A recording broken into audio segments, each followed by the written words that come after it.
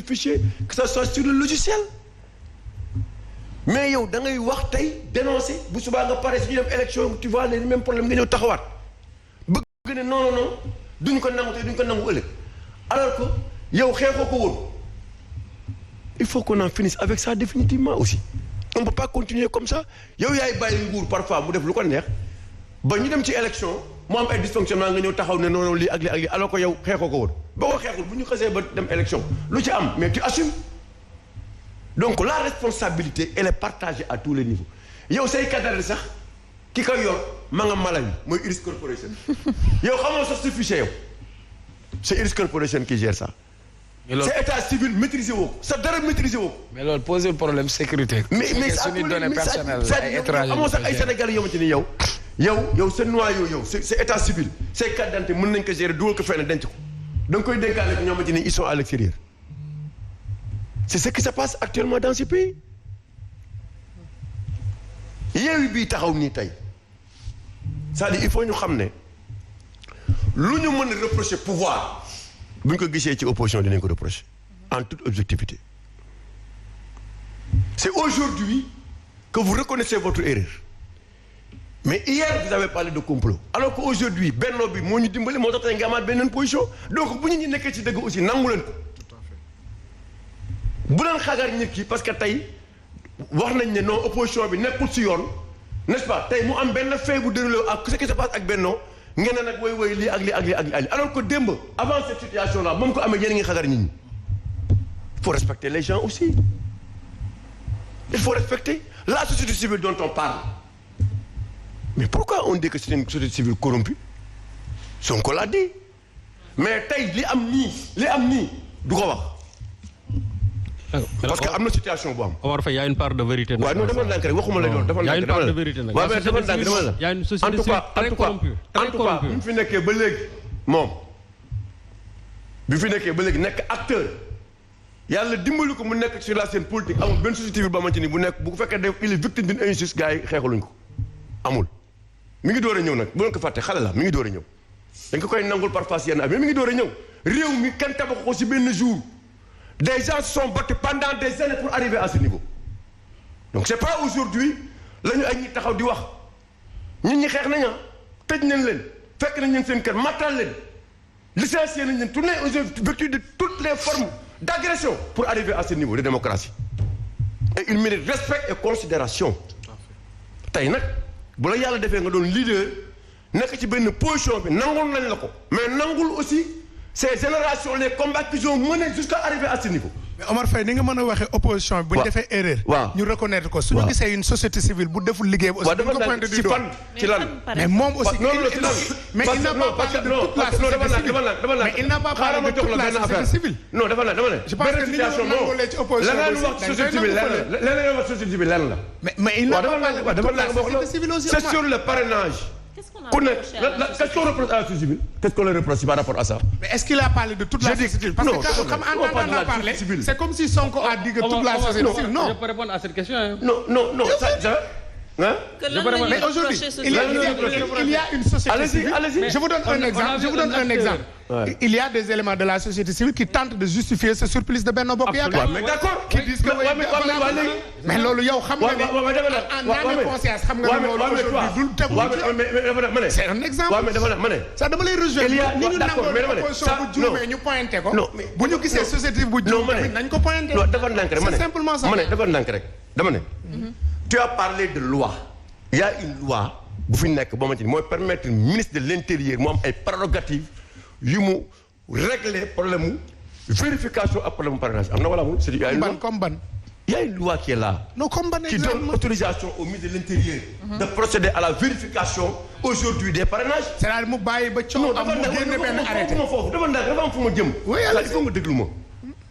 dama bëgg nga wax nga ma déglu ma. parce que bàyyil grand ngay ruube. non ruube wuñu damay laajte. non dañuy waxtaan dafa am lu fu ma ko jëgee jëm. tey moo am benn arrêté. arrêté bi même bu fekkee ne am na. publication bi c'est la publication qui fait défaut. mu ne la lii am na mais lii moo permettre tey véritablement ministre de l'Intérieur moo am bi comportement mais parler mais bu wax ne c'est des corrompus ce ne sont pas des corrompus je regrette parce que aujourd'hui Ah, il y a de corrompus. Non, mais yow ce leader, yow, on l'a taxé de tous les noms. Khalifa Sall. Effectivement. Aujourd'hui, il ne peut pas expliquer les gens ce qui est à la base de la situation à Dakar. Pourquoi il ne l'a pas fait? Mais effectivement, les explications ont été données. Explication yi ci war joxe nañu ko. Ah mais attends. Omar yow yaa ni léegi opposition bi nañu nangu critique yi. nangul aussi société civile bi am na ci ñoo xam ne dañ leen critiquer. reproche ko foofu rek laa bëgg ñu d'accord Omar. xam nga tey nee naa la. foofu rek laa bëgg ñu d'accord man ak yow. mënoon nañu taxaw ne. xam nga am na tey ñu attaqué frontalement Khalifa Sall. tout comme il y a des gens qui attaquent Omar Faye ci plateau wax ni taxawul liggéey parfois day jaar. dama ne man je ne le ferai pas. Ah mais attends aussi ni ñu ko attaqué. des gens disent aussi Omar Faye parfois de comment. non dafa ndànk dama la man je ne le ferai pas dama lay expliquer dama la. dañu nekk ci à un autre niveau. dañ ne ñenn ñi problème bi bu amee ñoom nañ ko expliquer lan moo ko indi. expliquer Sénégalais yi véritablement parce que mënuñu gëm ne mbiru cuune bi am ci Dakar loolu war na mën a dal Khalifa Sall. war na mën a dal Déthié Fall war na mën a dal keneen mais nit ñi newuñ ci beneen niveau ku nekk da ngay interpréter à la manière mais c'est pas en faveur du pouvoir. mais rappelez que Khalifa n'est pas le mandataire de Dakar. c'est pas en faveur du pouvoir mais ma wax la benn affaire. mais Sonko il a dit que groupe WhatsApp bi man maa ko créé waxul lool. oui. ku ci wax loo ci war a wax ma dindi la wax na ko wala waxul. il a dit képp koo xam ne dañ ci wax rek l'administrateur de ce groupe. il a dit. Qui est l'administrateur de l'administration du Sénégal? C'est qui? Je te renvoie la question. C'est pas Abdoulaye Dione qui était le premier ministre. Je te renvoie la question. Était là. Je te renvoie la question. Donc il a été radié. Est-ce que tu as dit que Macky Sall a eu raison sur lui? Et pourtant, même sur la base d'un peu simple administrateur d'un groupe, il enlève des gens. Parce que waxuñu lu ñu war a wax. Non, Omar li ngay comparé bokkul. Non. Omar li ngay comparé bokkul aussi. Non, li ngay comparé bokkul. Non, comparé bokkul. C'est simple. Non, bokkul. Non, déglu dama lay wax benn affaire dama la. Ça va, dama groupe bi ngay comparé. Non, mais dama dindi. Non, il a enlevé des gens. Omar Faye léegi il a enlevé des gens, il a expliqué démontré par là.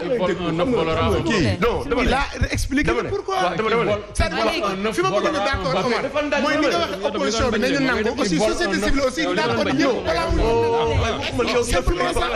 xam man dama la wax simple non waxuma dama la xam nga dama la jox ay exemple rek qui vole un œuf volera un bœuf. waaw non dafa nekk ma moi je veux juste comprendre une chose en fait lan nga bëgg démontrer en disant cela. dama bëgg démontrer la nen na mooy oui nit parfois booy wax boo tollee ci benn position da nga am hauteur am yooyu wax ak loo waru wax n'est-ce pas xam bu baax ne leader nga te dafa am foo jëm parce que tey ci simple groupe WhatsApp boo ci waxee yenn yi dama naan kii suba bu yoree réew mi muy def mën naa ko xalaat. Omar Faye nag vraiment teg comparaison la mais mën naa ko xalaat. teg comparaison c'est un bon exemple. non mën naa xalaat. mën naa ko xalaat nag. mën naa ko xalaat non ma ne non déglu ma ne. dama leen di wax c'est une comparaison objective. dama lay wax benn affaire de. dama lay yow ci instant bi ngay nekk. ma ne c'est une comparaison objective. Man si les gens yow mais ça c'est contradictoire. Non, je suis pas contradictoire. Parce que tu sais pourquoi c'est contradictoire. Parce que yow tu as dit tout de suite que yéen les Sénégalais jusqu'à présent et les Dakarois. xamuñu lu xew. xamuñu lu xew tey vous avez expliqué parce que loolu rek mën na créer démobilisation au niveau de Yewwi. Tu l'as dit. dama ko weddi. bokkul ba tey ak li nga bëgg a wax dama ko weddi. sois objectif mon cher. mais dama ko weddi. c'est-à-dire que yéen xam nga war a bàyyi c'est-à-dire que réew mi. weddi wu ma ko. nit ñi par rapport loo. mais quand tu vas pare ay diw laa par wala ñun logique bi ñu ne mooy analyser tey bu fekkee ne réew mi dafa am ñu bëri am yaakaar ci yow c'est à cause de leur comportement et de leur manière de faire. Omar Faye am na loo xamante ni bu ko sa comparaison yi moom vraiment c'est débile. parce que am na lay xoolee. Omar Faye waaye bàyyi après nga tontu. dama ne la mais Omar Faye plateau bi lu mu démocratique y a de ces termes su ma fu génnoon nen mi animé dina la arrêté. mais parce que c'est très simple. c'est très simple. am na loo xam ne su ma ko fi waxoon tey mënu ma arrêté ko. c'est très simple. et c'est comme un groupe WhatsApp. mais c'est pas à toi de me dire qui est le modérateur. Tu ne l'es pas non plus. C'est pas toi qui instruis la police des débats. C'est pas toi aussi. C'est à toi de la fermer. ma ne xam nga tey munoo wax ne Khalifa Sall amul lu muy représenté kenn du la ko wax. kenn du wax ne Khalifa Sall amul lu muy représenté kenn du ko wax. kenn du wax Pastef kenn du wax PUR mais dafa am le minimum. Un leader c'est pas n'importe quoi Macron est là-bas en France il a été insulté il a accepté et il est plus jeune que vous. Il a été giflé.